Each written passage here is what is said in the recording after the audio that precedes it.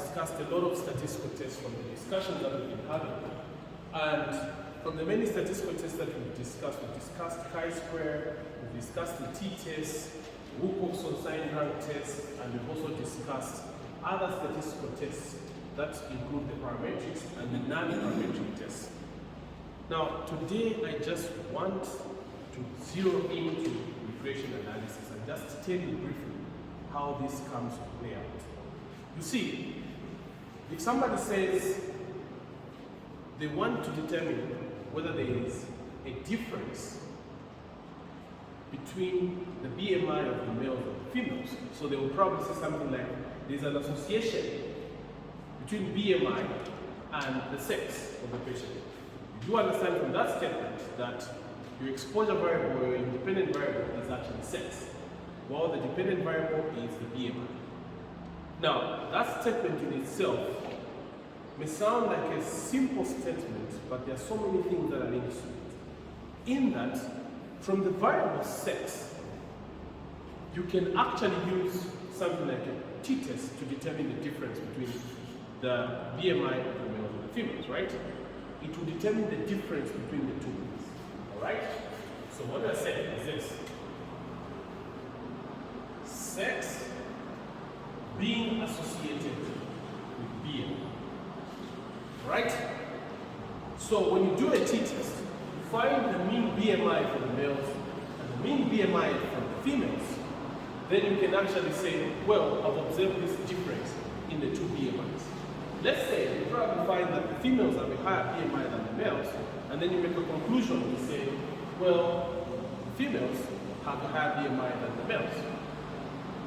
Because this difference that you have observed is statistically significant, which means the difference that you have observed cannot be observed when in reality there is no difference between the two means.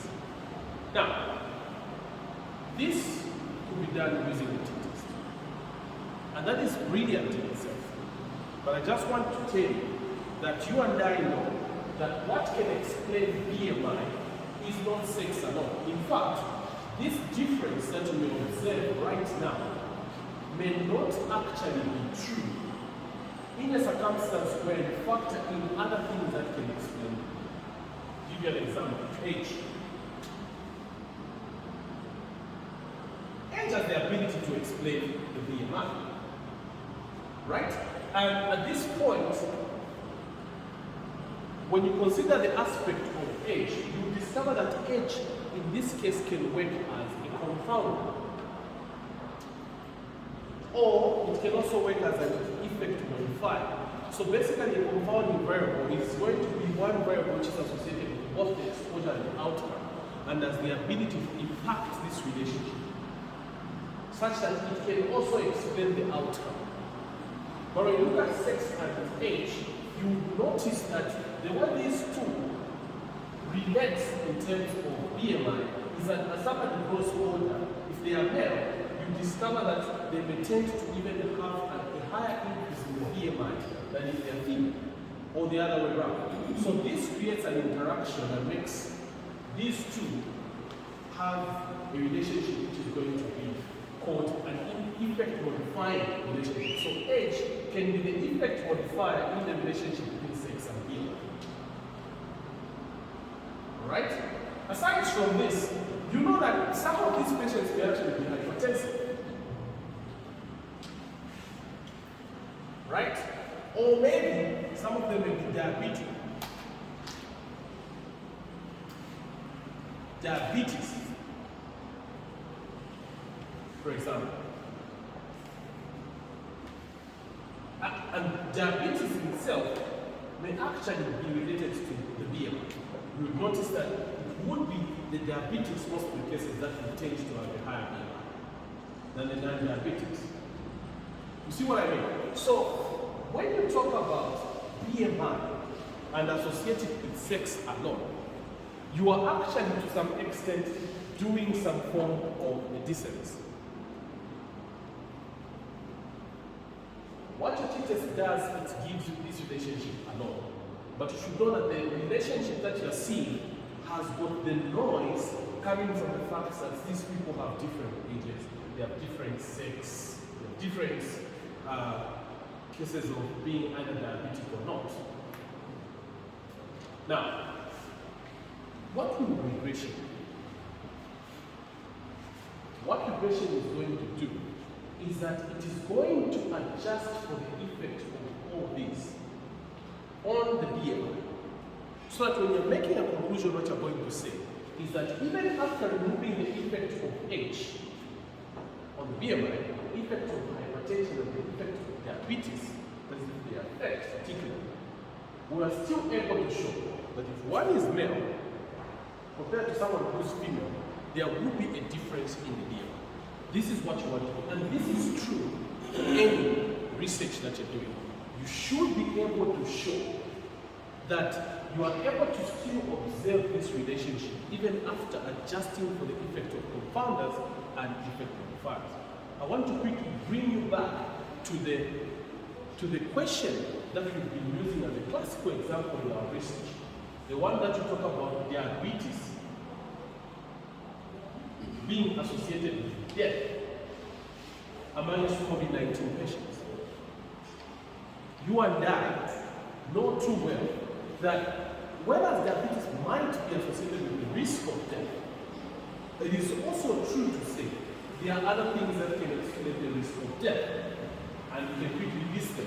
The age, the older, more likely to die than the younger. Sex, those that are hypertensive, HIV status, the diabetes itself, all these can affect the risk of death. In fact, the BMI could also have something to do with the risk of death. It can be anything here, but one key thing you need to thinking about every time you're conducting research is you need to have a brilliant scientific explanation or biological explanation which really links the exposure variable to the outcome.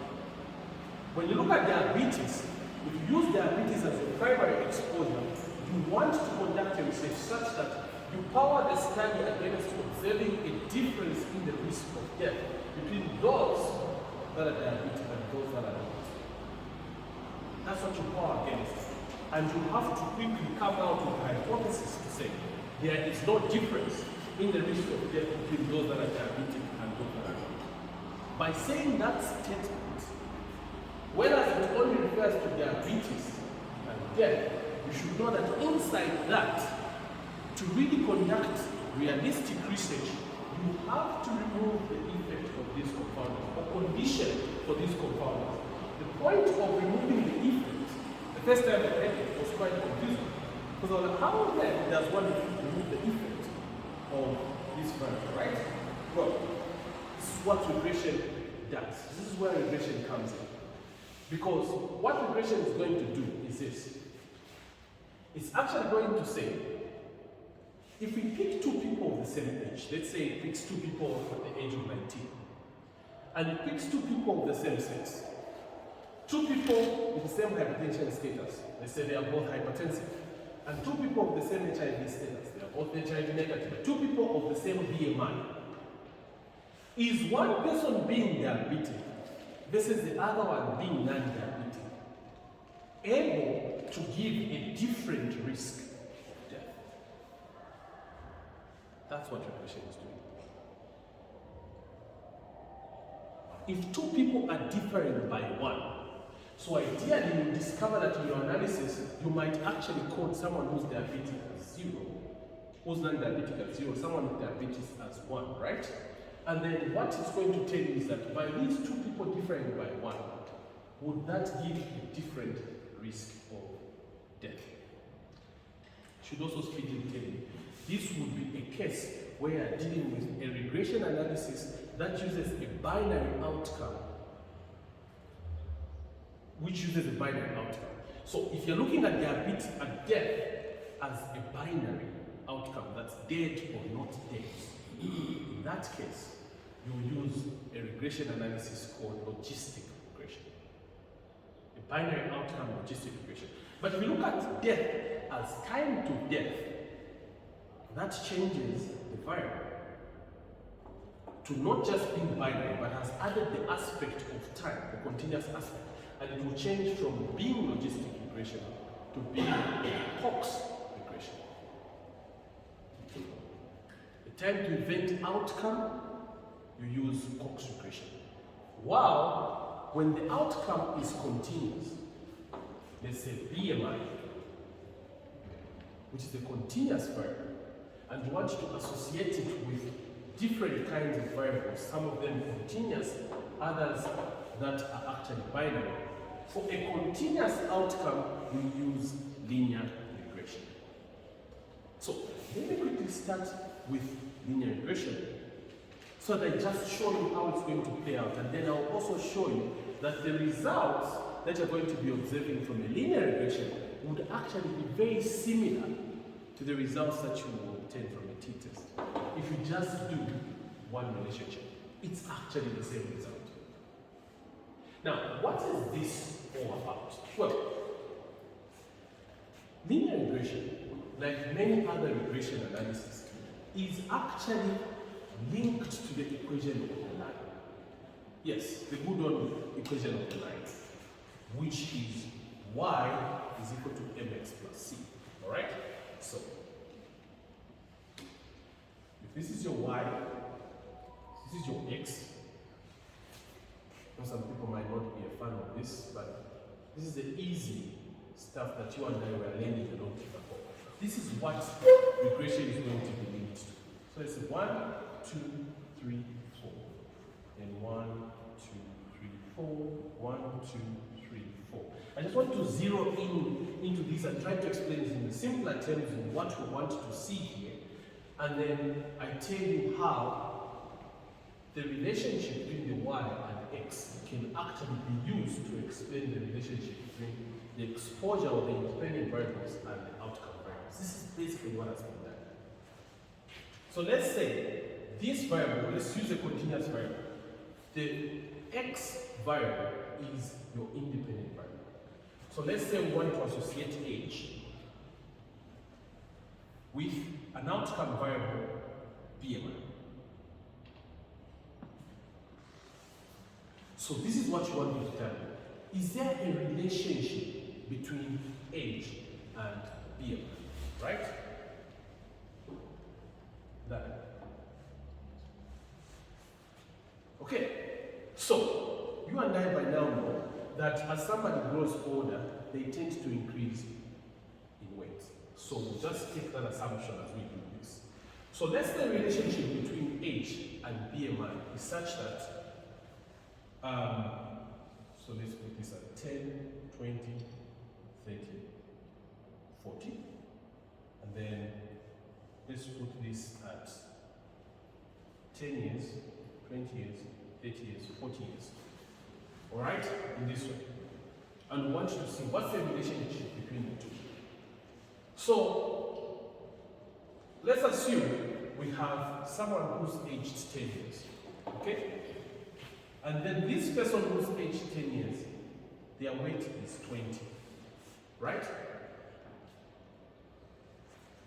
Another person who's aged 20, their age is, let's say, somewhere 25, assumption. Someone who's 30, their age is about 40 there. And someone who's 40, their age is actually there. So we have a number of patients, a number of people who have different ages relating to a different weight, BMI.